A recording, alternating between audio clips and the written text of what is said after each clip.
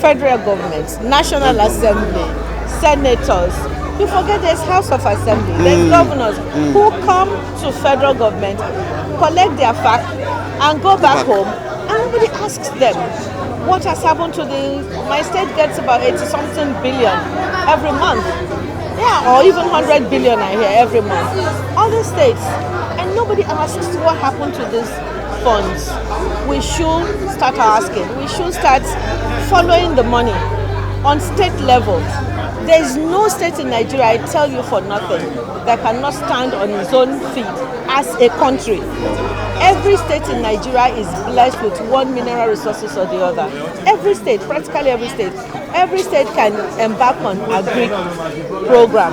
Every state can grow one crop or the other. Like when you go to America, states are known by the crops they grow. If you say Idaho, everybody knows they grow potatoes. If you say Iowa, everybody knows they grow rice. Washington, they grow apple. Georgia, they grow peach. You know, but Nigeria, nobody grows anything. We are not the states. At the end of every month, come to Abuja to come and share from the fact, just like you mentioned earlier.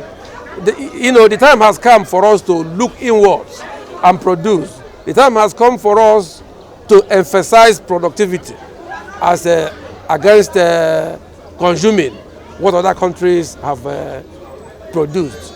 The time has come for us to go back to the farms. I'm happy that the National Assembly is now looking at the open grazing bill. We need to get the marauders away from the farms so that the farmers can go back to the farm. That's why we are hungry. Because if we don't get them to go back to the farm, things will continue to get worse. So we need to address the insecurity in this country, to be able to handle the food insecurity. We don't have any reason to be talking about minimum wage increments. We are unable to pay. God, if our resources are properly harnessed, the government will not find it difficult to pay people. If people who loot, people who steal, people who pilfer, reorder their ways, I believe God has blessed us. We have so much God has released to this country. And if we put everything together, if those who are in the positions of authority put their minds together and do what they should do, I believe prudent management will bring about joy. First, it starts with the leadership.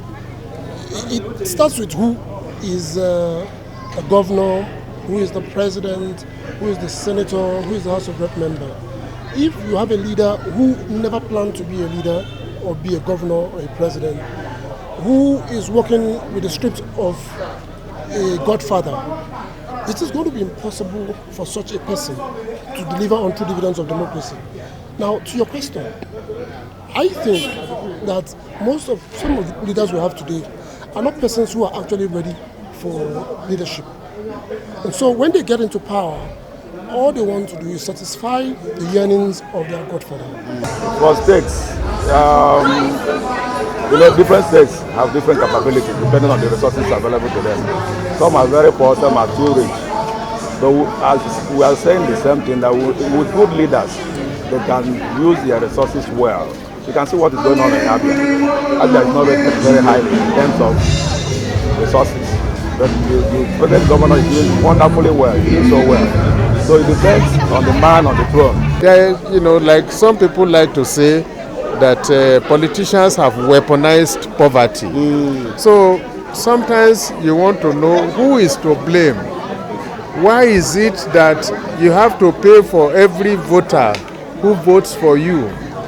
Why is it that people will be available to be used as thugs, and all that?